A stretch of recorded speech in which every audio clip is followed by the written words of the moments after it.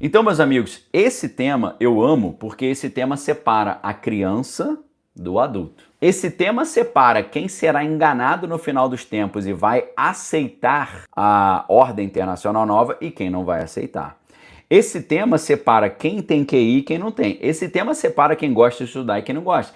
Esse tema separa quem vai aceitar como salvador da humanidade o anticristo ou não. Porque toda essa tecnologia que eu estou falando aqui com vocês é a tecnologia que eu não tenho dúvida nenhuma que será utilizada para implementar a ordem internacional nova. Beleza? Então, meus amigos, nesse ponto aqui, eu vou explicar para vocês que a maioria dessas aeronaves que aparecem não são aeronaves de fora da nossa galáxia, nem de fora do nosso sistema solar. Essas aeronaves são fabricadas nos Estados Unidos. Por quem? Pela Northrop Grumman, são fabricadas pela Lockheed Martin, são fabricadas pela Boeing. Lembrando a vocês que eu já disse para vocês que essas Defense Contractors possuem setores e fábricas específicas para projetos sigilosos. No caso da Lockheed Martin, eles têm a Lockheed Martin Skunk Works. No caso da Boeing, por exemplo, eles têm a Boeing Phantom Works. O nome Phantom é interessante, né? Projetos fantasmas, porque é ali que eles fabricam essas aeronaves de plataformas exóticas, ok? Agora, você pensa assim, peraí, Daniel, para que o ser humano fabrique uma aeronave que consegue fazer aquilo que as pessoas veem em cima dessas bases aéreas, a gente teria que ir além da física do Einstein. A gente teria que praticamente achar uma teoria de tudo, uma teoria da unificação. Né? E ninguém nunca achou isso. Será? Será? Desde que em 2017 o New York Times contou a história do comandante David Fravor, em que ele trabalhava lá na Marinha Norte-Americana, no USS Nimitz, que era o nome do porta-aviões, e que eles estavam fazendo um projeto ali de reconhecimento, e eles viram uma aeronave que não tinha sinal térmico, não tinha sinal de propulsão, não tinha sinal de energia, e essa aeronave tinha um formato totalmente doido, porque não tinha asa, parecia um tic-tac, aquela balinha, e essa aeronave, ela entrava na água, saía da água, sumia num lugar, aparecia em outro, fazia curvas impossíveis, ok? Então, essas coisas que, por exemplo, o comandante David Fravor não apenas relatou, mas filmou, nós temos os vídeos da câmera da sua aeronave, que era uma aeronave Hornet, tá? Essas imagens que nós vimos serem divulgadas em 2017 no New York Times, lá do USS Nimitz e também da aeronave Hornet, comandada pelo comandante David Fravor, aquilo ali, para que aquilo exista, a gente precisa ter um outro entendimento da física. A nossa física atual, ela não permite que um equipamento desse seja fabricado. Não permite que isso exista, que isso aconteça. Só que aí que entra a grande questão, tá? Aquilo que muitas pessoas acham que a física não atingiu ainda, para muitos estudiosos, ela já atingiu. E ela já atingiu, mas não chegou ao nosso conhecimento porque ela acontece dentro de projetos tão sigilosos quanto o Projeto Manhattan. E eu digo para vocês, o Projeto Manhattan, ele está sendo renovado. Nós temos um Projeto Manhattan 2.0 acontecendo, isso está mais claro do que nunca.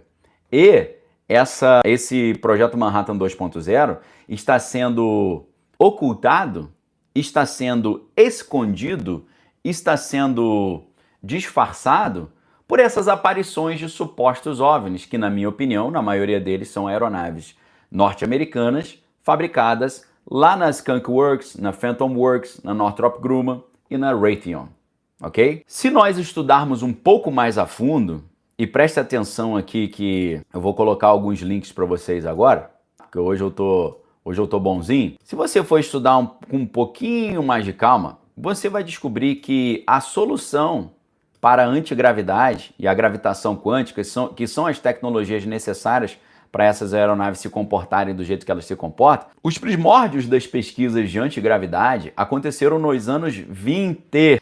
Quem estuda quem quer saber o que está acontecendo no planeta Terra e nunca ouviu falar em Thomas Townsend Brown, está enganado, está enrolado, está achando que a gente está na carrocinha ainda e a gente já está com aeronaves de plataformas exóticas que venceram a antigravidade, tá? O Thomas Townsend Brown, ele foi ali um inventor norte-americano cujas pesquisas sobre os efeitos elétricos estranhos o levou a acreditar que havia descoberto um tipo de antigravidade causada por fortes campos elétricos. Em vez de ser uma força antigravitacional, o que ele observou é geralmente chamado de eletrohidrodinâmica. E através do trabalho dele surge o efeito Biffle-Brown e também o que a gente conhece em inglês como Electric Gravitics, tá? E isso tudo aí é assunto mobral para quem quer saber o que está acontecendo no mundo, perfeito?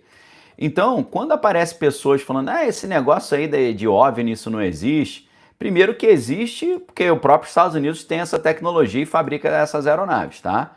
Segundo, o cara que não conhece, esses caras que dão pitaco, que não gostam de estudar, que nunca ouviram falar em electrogravitics, nunca ouviram falar no Biffle-Brown Effect, nunca ouviram falar em Thomas Townsend Brown, não sabem que desde a década de 20 isso aí já está sendo pesquisado e já foi solucionado, ok? Desde a década de 20.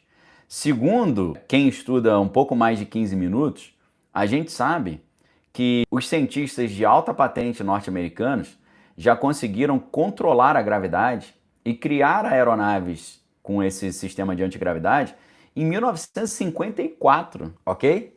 Essa aeronave que o comandante David Fravor filmou lá na costa da Califórnia, né, que foi em 2003, mas a matéria só veio a público em 2017 no New York Times, aquela aeronave que é conhecida como o Tic Tac, essa aeronave ela é da década de 60, ok? Ela é simplesmente da década de 60.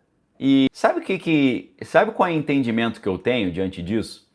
O entendimento que eu tenho é o seguinte: quando a gente está em 2024 e você olha uma aeronave e você pensa, caramba, nenhuma aeronave humana consegue fazer isso.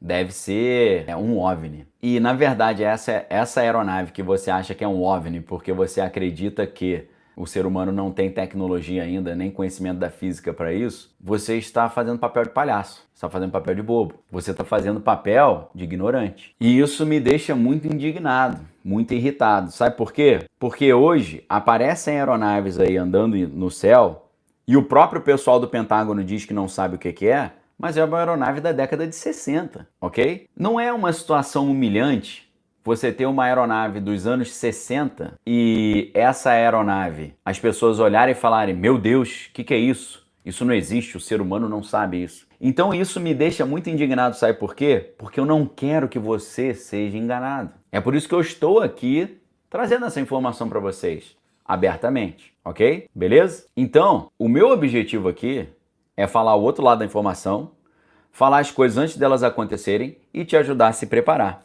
Por que eu fico indignado com uma aeronave dos anos 60 aparecendo e essa aeronave dos anos 60, todo mundo olhar e falar isso não existe? Eu fico indignado porque você está sendo enganado. Eu não quero que você seja enganado. É por isso que eu faço esse material aqui todos os dias de segunda a sexta para vocês, ok? Meus amigos, eu te dou até o nome dos físicos que avançaram o entendimento da física e tornaram possível essas aeronaves serem fabricadas. Eu já te falei onde elas são fabricadas.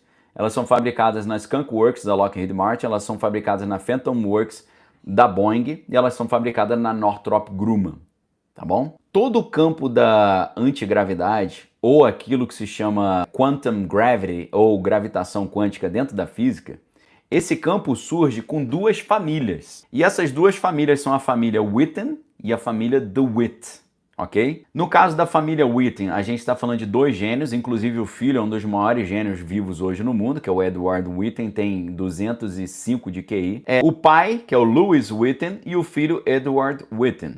Foram esses caras que desenvolveram essa física que permite a fabricação dessas aeronaves. Junto com outra família, que é a família DeWitt, nesse caso é a esposa e o marido, que são o Bryce DeWitt e a Cecile DeWitt Moret, ok? Em 1953, presta atenção que eu estou contando histórias aqui que eu te garanto, isso que eu estou te falando, isso que eu vou te falar aqui agora e o que eu já falei, você não vai ver em nenhum outro lugar, ok? Você não vai ver em nenhum outro lugar. Algumas pessoas entendem o diferencial do assunto que eu trago aqui hoje, mas a maioria não entende. Prestem muita atenção. Em 1953, meu pai, que tem 74 anos, tinha 3 anos, um administrador de uma empresa chamada Gravity Research Foundation, chamado Agnew Basin, contratou Bryce DeWitt, um dos físicos mais brilhantes da história da humanidade, com uma proposta para financiar um instituto de pesquisa gravitacional. O nome proposto para esse instituto foi Instituto de Física de Campo, Quantum Physics Institute, e esse instituto foi estabelecido em 1956 na Universidade da Carolina do Norte, em Chapel Hill, sob a direção de Bryce DeWitt e da sua esposa Cecily. Perfeito? Então, meus amigos, eu tô te dando nome aos bois. Eu tô te explicando como é que isso foi feito, tá? Vou colocar também o link aqui da Gravity Research Foundation, para você estudar com muita calminha aí e saber de onde eu estou tirando as informações. Todos esses links devidamente aí com as suas bibliografias e os seus links para o material bibliográfico, tá bom? Tá o link aí para vocês. Quem gosta de estudar, vai estudar. Agora, quem não gosta de estudar, vai jogar bolinha de gude. Então, meus amigos, entre 1953 e 1973, o Lewis Witten e o seu filho Edward Witten é professor da Universidade de Princeton, e o casal Bryce DeWitt e Cecily DeWitt trabalharam para os projetos de antigravidade dos patrocinadores Basin e Babson. Enquanto Babson fundou a Gravity Research Foundation, o Basin fundou o Instituto de Física de Campo lá na Universidade da Carolina do Norte, em Chapel Hill. Ou seja, a Universidade da Carolina do Norte é uma das universidades que estão diretamente relacionadas à construção dessas aeronaves que são iguaizinhas a OVNIs, que possuem essa estrutura aí de plataformas exóticas. Perfeito? E, inclusive, o Babson, que era esse grande investidor que fundou a Gravity Research Foundation, ele convenceu o Glenn Martin, que é o criador da hoje Lockheed Martin, antes Martin Marietta Company e antes Glenn L. Martin Company. O Babson, ele convenceu o Glenn L. Martin, que é precursora da Martin Marietta e da Lockheed Martin, para trazer Lewis Witten, que era professor de Johns Hopkins, para a Gravity Research Foundation. E foi aí que Lewis Witten, pai do maior gênio vivo que é o Edward Witten, formou então o Research Institute for Advanced Study. Após o estudo de pós-doutorado na Universidade de Princeton, na Universidade de Maryland e no Laboratório Lincoln lá do MIT, Witten ingressou no Research Institute for Advanced Study, laboratório de pesquisa da Martin Marietta Corporation. Ou seja, a empresa Lockheed Martin, que fabrica esses triângulos que parecem OVNIs, ela conseguiu fabricar apenas e única e exclusivamente devido ao trabalho de ponta da física de Lewis Witten e Edward Witten. Edward Witten tem 74 anos, Lewis Witten está com 103 anos. Eles estão ambos vivos ainda.